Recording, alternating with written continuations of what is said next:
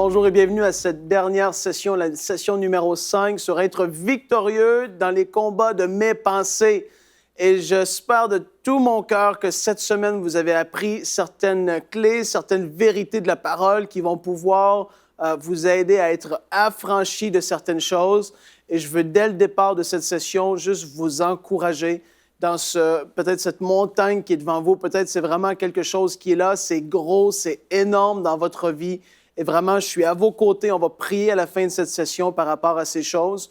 Et puis, pour cette session, j'ai appelé cette session « Allons-y, détruisons des forteresses ensemble » parce que je veux vous aider à pouvoir être victorieux, à pouvoir être libre de certaines choses, à pouvoir recevoir une délivrance dans certains aspects de votre vie par rapport à la guérison et à autres choses qu'on va voir aujourd'hui. On va ensemble commencer à attaquer les forteresses qui sont là parce que la parole de Dieu dit que nous allons connaître la vérité et la vérité nous affranchira ou nous rendra libres. Et puis la vérité, c'est Jésus, c'est la parole de Dieu, c'est qui lui il est. Et comment est-ce qu'on sait comment lui il est? C'est au travers de sa parole.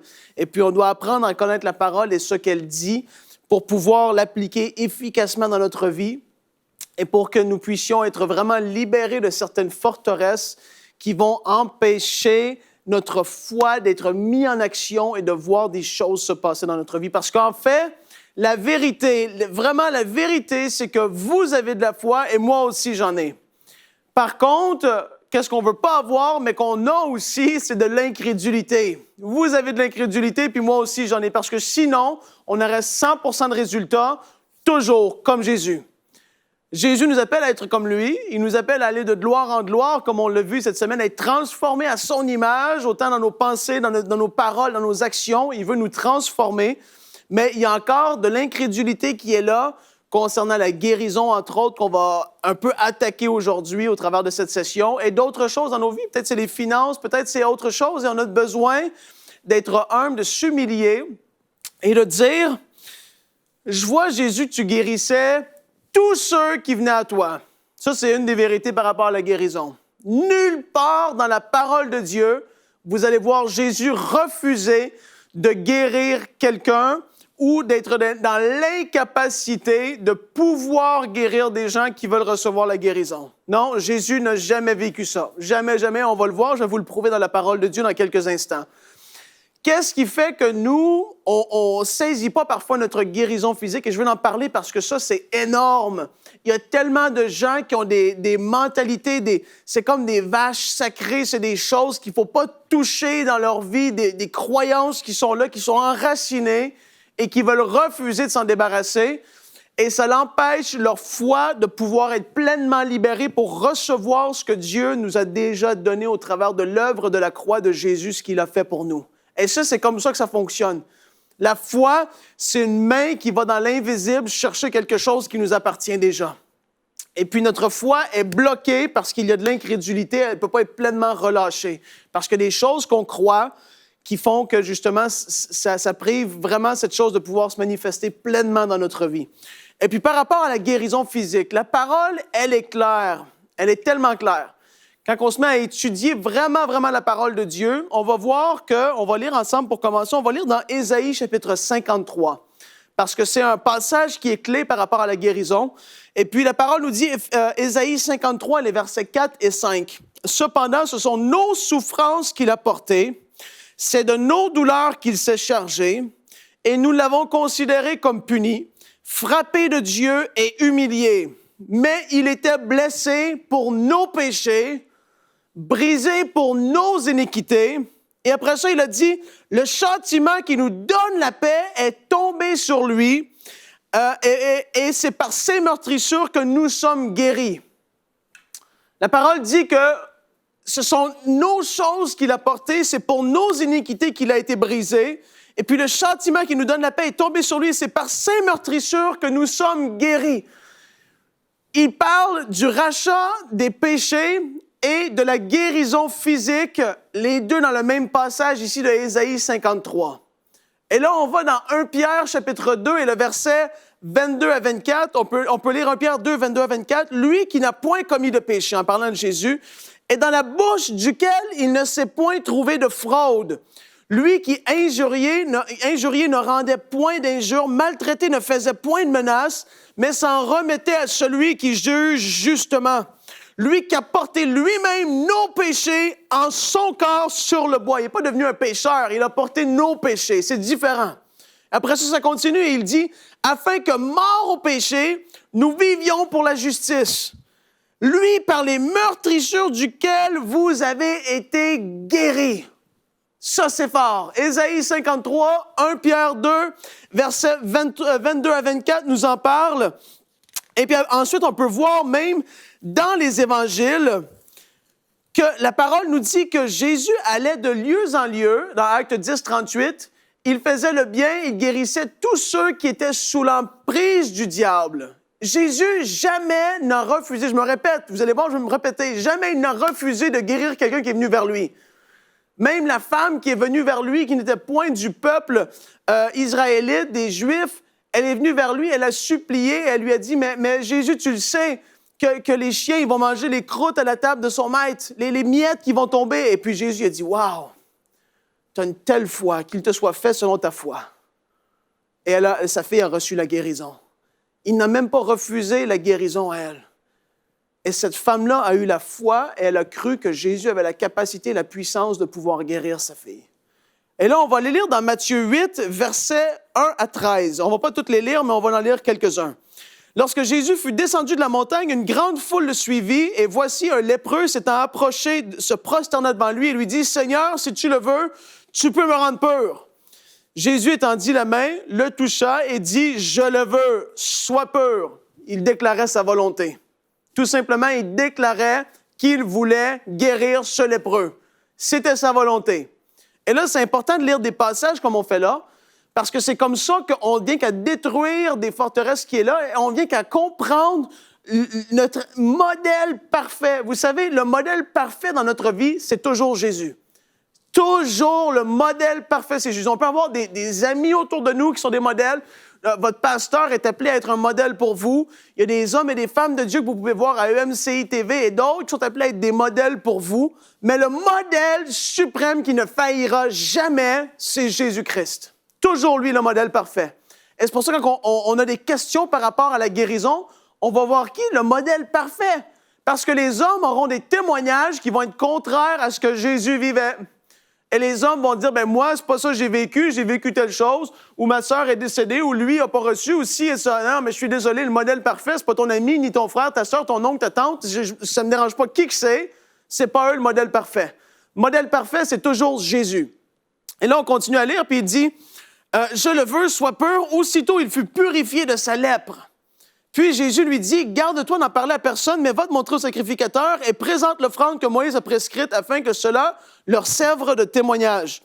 Comme Jésus entrait dans Capernaum, au verset 5, un centenier l'aborda, le priant et disant, « Seigneur, mon serviteur est couché à la maison, atteint de paralysie et souffrant beaucoup. » Jésus lui dit, « J'irai et je le guérirai. » Tu vois, il n'a même pas posé de question, mais est-ce que ton serviteur il est un pécheur? Est-ce qu'il a commis un péché? Est-ce qu'il a ci ou ça dans sa vie? Est-ce qu'il a été un bon serviteur? Non, il a dit, j'irai et je le guérirai. J'irai et je le guérirai. Je fais exprès de le répéter. Il n'a pas posé 10 000 questions sur son serviteur, de son état, de son obéissance. Il a dit, je vais aller et je vais le guérir. Il n'a même pas posé de questions. Après ça continue. Au verset 8, le centenier répondit, « Seigneur, je ne suis même pas digne que tu entres sous mon toit. Mais dis seulement un mot et mon serviteur sera guéri. Car moi, qui suis soumis à des supérieurs, j'ai des soldats sous mes ordres, et je dis à l'un, va, et il va, à l'autre, viens, et il vient, à mon serviteur, fais cela, et il fait cela. » Au verset 10, après l'avoir entendu, Jésus fut dans l'étonnement, et il dit à ceux qui le suivaient, « Je vous le dis en vérité, même en Israël, je n'ai trouvé une aussi grande foi. » Or, je vous déclare que plusieurs viendront de l'Orient, de l'Occident et seront à table avec Abraham, Isaac et Jacob dans le royaume des cieux. Mais les fils du royaume seront jetés dans les ténèbres du dehors où il y aura des pleurs et des grincements dedans. Puis Jésus dit au centenier, « Va, qu'il te soit fait selon ta foi. » Et alors même, le serviteur fut guéri. Vous voyez, ce centenier était dans la foi absolue que Jésus avait la capacité, juste en disant un mot, que son serviteur serait guéri. Il n'y avait pas d'obstacle j'ai pas lu ma Bible hier. Mais en fait, tu sais, l'apôtre Paul avait un écharpe dans la chair. Ça, on va en venir. Et il y avait tel autre qui avait ci ou ça. Mais tu sais, l'apôtre Paul en a laissé un malade. Je ne me rappelle plus de son nom, mais il en a laissé un malade, en tout cas, lui, l'apôtre Paul. Jésus, le parfait modèle, est-ce qu'il a laissé une personne malade là où il est allé, où les gens voulaient de la guérison? Ce qu'on peut voir dans les évangiles, c'est que Jésus guérissait tous ceux qui venaient à lui. Ça, c'est la volonté, c'est la nature de Dieu. La Bible nous dit que Jésus, dans Hébreu et dans Colossiens, ça nous en parle aussi, que Jésus est l'empreinte du Dieu invisible. Dans Colossiens, ça nous dit qu'il est l'image du Dieu invisible. C'est-à-dire qu'au travers de Jésus, tu vois comment Dieu est. Tu veux savoir comment Dieu est? Regarde Jésus. Tu veux savoir la compassion que Dieu a? Regarde Jésus. Tu veux savoir si Dieu veut te guérir? Regarde Jésus ce qu'il faisait. Est-ce qu'il voulait guérir les gens? Oui. Il a dit aux lépreux, oui, je le veux. Il a dit au serviteur qu'il te soit fait selon ta foi. Je veux aller le guérir. Et puis, la personne a été guérie comme ça. On va voir d'autres passages. Mais c'est comme ça qu'on démolit des forteresses. Il faut prendre le temps. Il y a beaucoup de gens qui veulent dire, comme j'ai dit souvent dans les autres sessions, je brise cette forteresse au nom de Jésus. OK. Mais ta façon de penser n'aura pas été changée à moins d'un miracle. Et ça, tu dois le faire par toi-même. Tu dois aller dans les Écritures et voir et lire ce que ça dit et te nourrir d'enseignements qui vont te pousser vers la vérité. Moi, je fais partie de ceux qui croient que c'est toujours la volonté de Dieu et que Dieu veut nous guérir lorsque nous manifestons la foi. Parce que la guérison et le pardon des péchés, le même prix a été payé à la même croix par le même Jésus. Ça va main dans la main ensemble. Les deux ont été payés, les deux vont ensemble, il a payé le même prix, on peut recevoir la même chose. Vous allez me dire dans ce cas-là que si quelqu'un veut se repentir de ses péchés, écoutez-moi bien, parce que si vous me dites que lorsqu'on manifeste la foi, Dieu peut refuser de nous guérir, ça veut dire que Dieu, quand quelqu'un vraiment est repentant et qu'il se tourne vers lui sur son lit de mort et qu'il demande pardon de tout son cœur, de toutes ses forces, il est sincèrement repentant, il demande pardon pour tous ses péchés, il dit « Jésus, je veux que tu sois mon Seigneur et mon Sauveur », vous allez me dire que Dieu va lui dire « Non, je ne veux pas ». Hein? Si c'est ce Dieu-là en qui vous croyez, ce n'est pas le même que moi, je suis désolé. Moi, je crois que Dieu va accepter tous ceux qui vont venir à lui, peu importe la condition dans laquelle ils sont, et qu'il va être prêt, à bras ouverts, à l'accueillir. Et la parole nous dit dans Timothée que c'est la volonté de Dieu que tout homme parvienne à la connaissance de Christ, que tout homme vienne à connaître Christ comme Seigneur et Sauveur. Mais par contre, pour la guérison, on s'est fait toutes sortes de raisons. Non, mais Dieu, tu sais, non, c'est parce que tu as du péché, puis il doit y avoir vraiment beaucoup de péché dans ta vie parce que toi, tu n'es pas guéri. Et ça doit être ça parce que, évidemment, tu ne reçois pas ta guérison. Dieu ne veut pas te guérir, toi. Non, je suis désolé. Jésus, dans les évangiles, ce n'est pas ce Jésus-là que je vois. Et là, on va continuer ensemble parce que j'ai d'autres versets, ça n'arrête pas là. C'est comme ça qu'on démolit des forteresses. C'est comme ça qu'on vient qu'à déraciner des choses qui étaient enracinées depuis des années. On les arrache à la racine parce qu'on ne veut plus que ça soit là. On veut que ça soit démoli et que notre foi puisse avoir libre action à pouvoir retirer, aller chercher ce dont nous avons besoin. On veut démolir l'incrédulité. C'est ça qu'on veut faire. Et là, on continue. Matthieu, chapitre 9, le verset 1 à 6. Matthieu 9, 1 à 6. Jésus étant monté dans une barque, traversa la mer et alla dans sa ville. Et voici, on lui amena un paralytique couché sur un lit. Jésus, voyant leur foi, dit au paralytique, « Prends courage, mon enfant, tes péchés te sont pardonnés. » Sur quoi quelques scribes dirent au-dedans d'eux, « Mais cet homme blasphème. » Et Jésus, connaissant leurs pensées, il dit, « Pourquoi avez-vous des mauvaises pensées dans vos cœurs? Car lequel est plus aisé de dire, tes péchés te sont pardonnés ou de dire, lève-toi et marche? Qu'est-ce qui est le plus facile? De dire, tes péchés sont pardonnés ou de te guérir? Tu vois, il met les deux ensemble.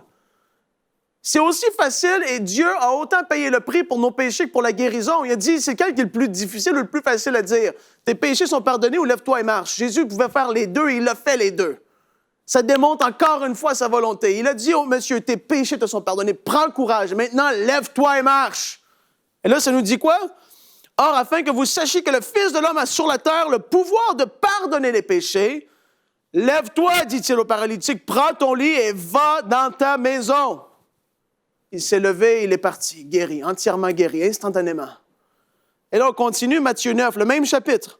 Matthieu 9, verset 27. Étant parti de là, Jésus fut suivi par 2 aveugles qui criaient « Pitié de nous, fils de David !» Lorsqu'il fut arrivé à la maison, les aveugles s'approchèrent de lui et Jésus leur dit « Croyez-vous que je puisse faire cela? »« Oui, Seigneur, lui répondit-il. » Ils avaient la foi que Jésus pouvait les guérir. Alors, il leur toucha les yeux en disant qu'il vous soit fait selon votre foi. Et leurs yeux s'ouvrirent. Jésus leur fit cette recommandation sévère, « Prenez garde que personne ne le sache. » Mais dès qu'ils furent sortis, il répandit sa renommée dans tout le pays, comme beaucoup de monde faisait. Comme il s'en allait, voici, on amena à Jésus un démoniaque muet. Le démon ayant été chassé, le muet parla, et la foule étonnée disait, « Jamais pareille chose ne s'est vue en Israël, mais les pharisiens dirent, c'est par le prince des démons qu'il chasse les démons. » Jésus parcourait, au verset 35, Jésus parcourait toutes les villes et les villages, enseignant dans les synagogues, prêchant la bonne nouvelle du royaume et guérissant toute maladie et toute infirmité. C'est la Bible qui le dit, je suis désolé. Jésus, le parfait modèle vers qui on doit se tourner, guérissait toute malade, toute maladie, toute infirmité. Il avait la puissance de tout les guérir et on ne le voit jamais une fois dire à quelqu'un « Non, toi, tu n'as pas la foi, non, tant pis pour toi. Non, toi, j'ai pas tellement compassion de toi parce que hier, tu as volé quelque chose, donc arrange-toi avec tes problèmes.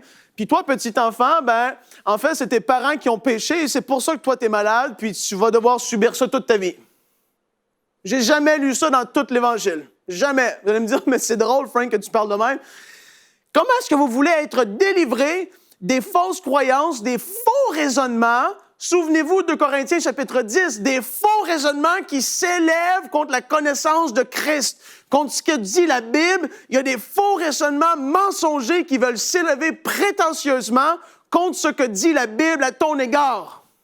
Le diable est prétentieux, il va vouloir s'élever au même niveau que la Bible. Il va vouloir essayer de te faire croire Dieu ne veut pas te guérir, c'est pas ton moment. C'est faux. Si on manifeste la foi, ça doit se passer. Frank, tu veux dire tu vois 100% de résultats? Non, pas encore. Mais j'aspire à ça et je m'en vais vers ça et je fonce dans cette direction-là. À chaque personne pour qui je vais prier comme si j'ai toute la foi du monde pour déplacer toutes les montagnes. Je te le dis, je veux que l'incrédulité en moi soit écrasée, que ma foi soit forte et fortifiée. C'est vers cette direction-là que je m'en vais. Moi, si tu vas embarquer avec moi, il y a de la place dans mon auto, on fonce vers là. Si tu veux rester dans ton incrédulité, dans les faux raisonnements et dans les forteresses qui t'ont empêché toute ta vie de recevoir quelque chose de la part de Dieu, ça, c'est entre tes mains.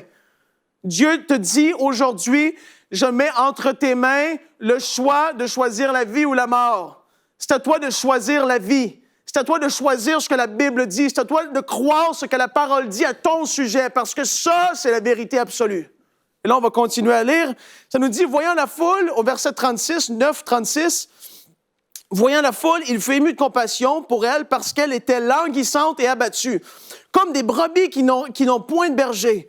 Alors il dit à ses disciples, la moisson est grande, mais il y a peu d'ouvriers. Priez donc le maître de la moisson d'envoyer des ouvriers. Wow! Vous savez, beaucoup de gens vont vouloir s'appuyer sur l'Ancien Testament pour essayer de justifier pour laquelle ils ne reçoivent pas leur guérison. Premièrement, la parole de Dieu nous dit dans le livre d'Hébreux, dans le livre aux Hébreux, chapitre 8, le verset 6, « Mais maintenant, il a obtenu un ministère d'autant supérieur, en parlant de Jésus, d'autant supérieur qu'il est le médiateur d'une alliance plus excellente qui a été établie sur de meilleures promesses. » Wow! La parole me dit que moi et vous, nous sommes sous la nouvelle alliance basée sur de meilleures promesses.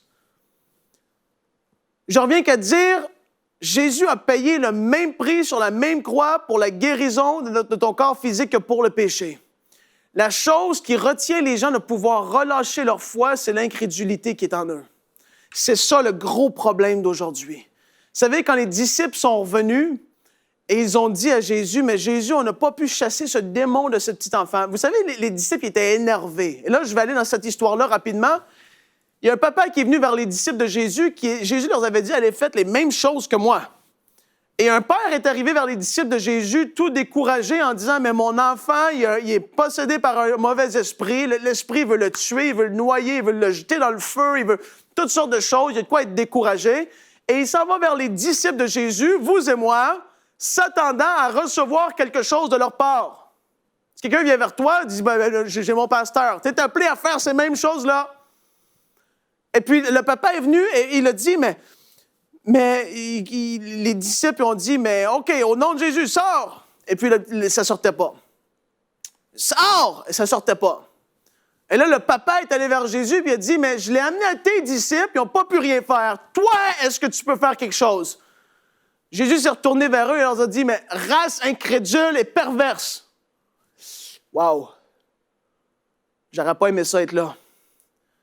Parce que là, tu te prends pour un disciple de Jésus, tu vois les résultats et tout ça, et là, Jésus, le maître, qui s'attend à ce que tu sois capable de chasser ce démon-là, de ce petit garçon-là, il se retourne vers toi et il te traite d'incrédule. Tu dis, wow! Après ça, il dit, amenez-le-moi ici. Il chasse le démon. Esprit méchant, sors! Le démon sort. Après ça, Jésus, il va parler à ses disciples et il leur dit, vous savez, cette sorte ou ce type ne sort que par la prière et par le jeûne. Et moi, c'est ma conviction personnelle qu'il ne parlait pas de ce type de mauvais esprit-là. Pour moi, il parlait de ce type et cette sorte d'incrédulité qui est là. L'incrédulité va partir dans des temps de prière et de jeûne et de consécration. Lorsqu'on met un temps à part pour être avec Dieu et méditer dans sa parole, lorsqu'on jeûne, ce n'est pas pour se priver de nourriture, hein? Le jeûne, c'est pour se consacrer, mourir à soi-même et immerger nos yeux dans la parole de Dieu pour recevoir des révélations fraîches et des choses nouvelles de la part de Dieu. Et puis la Bible nous dit que lorsqu'on fait ça, notre foi va être fortifiée, notre foi va devenir forte. Parce que, souvenez-vous, Jésus avait dit, si vous avez même de la foi comme un grain de sénévé, comme un grain de moutarde, vous allez dire à ce sycomore de se déraciner, de se jeter dans l'océan et puis il va vous écouter. Ça prend un tout petit peu de foi pour voir des résultats extraordinaires. Aujourd'hui, il y a des enseignements sur comment avoir une extrêmement grande foi. Je suis désolé, si tu en as une grande comme ça, tu vas déplacer des montagnes, mon ami. Qu'est-ce qui est là à l'intérieur de toi qui te bloque de pouvoir voir les manifestations de ces choses-là? C'est l'incrédulité qui est là. Et puis Jésus a dit, pourquoi est-ce que je vous dis ça, que je crois personnellement que ce n'est pas ce type de mauvais esprit-là qui est tellement supérieur en force que même le nom de Jésus a de la misère à le faire sortir. Parce que quand on dit ça, c'est ça qu'on veut dire en fait. Tellement que ce démon-là, il est fort et puissant, le nom même de Jésus, que la Bible nous dit qu'il est au-dessus de tous les noms et que toute langue devra confesser que lui-même est le Seigneur de toutes choses, le nom et l'autorité du nom de Jésus n'est pas assez fort pour chasser un démon. C'est ça que ça veut dire.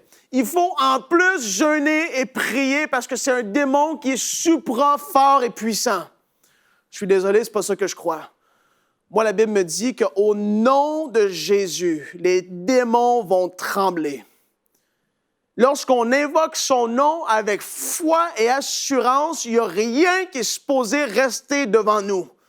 Ça voudrait dire qu'il y a des montagnes dans ta vie que tu serais mieux de jeûner longtemps puis prier longtemps pour que ces choses-là bougent. Mais non, au contraire, Jésus dit, avec un petit peu de foi, ces choses-là vont dégager. Pourquoi est-ce que ça serait différent pour un démon? Non, c'est ce type d'incrédulité-là ne sort que par le jeûne et la prière. Et même, c'est un passage qui est très intéressant à décortiquer, il faudrait le faire une prochaine fois. Mais je vous le dis qu'il n'y a pas de démon si puissant sur cette terre qui peut résister au nom de Jésus. Parce que lorsque vous regardez dans la Bible, c'est un passage qui est très particulier. Et Jésus, vraiment, qu'est-ce qu'il dit? C'est cette sorte ne sort que par le jeûne et la prière.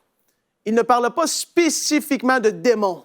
Il dit dans le grec original, c'est cette sorte ne sort que par le jeûne et la prière. Cette sorte de quoi? D'incrédulité. Cette sorte de chose qui va te faire douter dans ta vie. Lorsqu'on saisit ces vérités-là, ça nous transforme. Wow! L'apôtre Paul et son écharpe dans la chair, 2 Corinthiens 12, 7. « Et pour que je ne sois pas enflé d'orgueil à cause de l'excellence de ces révélations Il m'a été mis une écharpe dans la chair, un ange de Satan, pour me souffleter et m'empêcher de m'enorgueillir. Donc, si pour toi, l'ange de Satan, qui est là pour le souffleter et l'empêcher de s'enorgueillir, c'est une maladie, je ne sais pas comment tu as fait ton calcul, mais ici, ça nous dit que c'est un ange de Satan. Un ange de Satan qui était là à le souffleter, à le persécuter. C'est ce qu'il faisait. Et puis, si toi, tu veux te mettre dans la même catégorie que l'apôtre Paul, explique-moi, c'est quoi les révélations qui sont si grandes dans ta vie qui fait que tu n'as pas le droit de recevoir une guérison? Parce que c'est ça que tu veux dire dans ce cas-là. C'est que tu te mets dans la même catégorie que Paul, tu as un écharpe toi-même dans la chair à cause de l'excellence des révélations que tu as reçues de la part du Seigneur qui fait que pour ne pas t'enorgueillir, tu as une maladie qui est là qui ne peut pas partir. Ça, c'est ce que les gens vont dire. Je suis désolé, c'est faux. L'écharpe dans la chair de l'apôtre Paul, ça nous dit que c'est un ange de Satan, un démon, un mauvais esprit qui était là, qui a été assigné pour le souffleter, le persécuter, le déranger, le fatiguer. Et la parole nous a dit, Jésus a dit, « Prenez courage parce que moi, j'ai eu des persécutions, vous allez en avoir aussi. » S'il y a quelque chose qui nous a été promis dans la Nouvelle Alliance, c'est pas d'être malade. Non, c'est d'être guéri de nos maladies. Qu'est-ce qui nous a été promis? C'est des persécutions. Et ça, Dieu il a dit, ça en fait partie, c'est des persécutions, Paul. Et puis en fait, tu as l'autorité du nom de Jésus pour pouvoir prendre autorité sur ces choses. L'écharpe dans la chair, c'est pas une excuse pour une maladie qui reste. Non, je suis désolé. Pas un de nous qui a reçu des révélations comme l'apôtre Paul qui mérite cela. Je suis désolé, on n'est pas dans la même catégorie. En parlant de Job, si les gens veulent se mettre dans la catégorie de Job, soyez heureux parce que la maladie de Job, les majorités des théologiens vont dire que ça a duré maximum 9, 10, 11 mois. Et puis après ça, Dieu lui a donné le double de tout ce qu'il avait, le double de richesse. Donc si tu te mets dans la catégorie de Job, sois content parce que dans maximum 10 mois, Dieu est obligé de te faire la même chose qu'à Job parce que tu te mets dans la même catégorie que lui. Tu vas être 2 fois plus riche et tu vas être guéri entièrement. Si ça fait 2 ans que tu es malade, par contre, là, tu as dépassé Job. Wow! Il doit y avoir quelque chose de gros qui t'attend. Tu vas me dire, mais Frank, c'est quoi? Tu ris de ces choses-là? Non, je ris pas. Je suis sérieux. On se met parfois dans des catégories qui ne nous appartiennent pas et on passe à côté du but, on passe à côté du parfait modèle Jésus-Christ. Et on se trouve des excuses pour ne pas recevoir quand que le même prix a été payé à la même croix. Et là, je vous encourage, fortifiez-vous et puis c'est comme ça qu'on démolit des forteresses. C'est en écoutant des prédications, des messages de la parole de Dieu. Mon temps est arrivé à la fin. J'avais beaucoup d'autres choses à prêcher, à vous dire. Parce que cette forteresse par rapport à la maladie, elle doit être dégagée au nom de Jésus. Et puis, Père, je prie pour ceux qui me regardent, que ces forteresses tombent au nom de Jésus. Père, que tu puisses les révéler vraiment à l'intérieur de eux, que c'est ta volonté de guérir toujours, en tout temps, en toutes circonstances, lorsque la foi est manifestée, Seigneur. Je te remercie parce que tu les fortifies dans leur combat au nom de Jésus. Maintenant, soyez bénis, soyez victorieux dans vos pensées, vivez une vie libre dans la délivrance, dans la paix surnaturelle que le monde ne connaît. Et à bientôt pour une prochaine série de In Studio.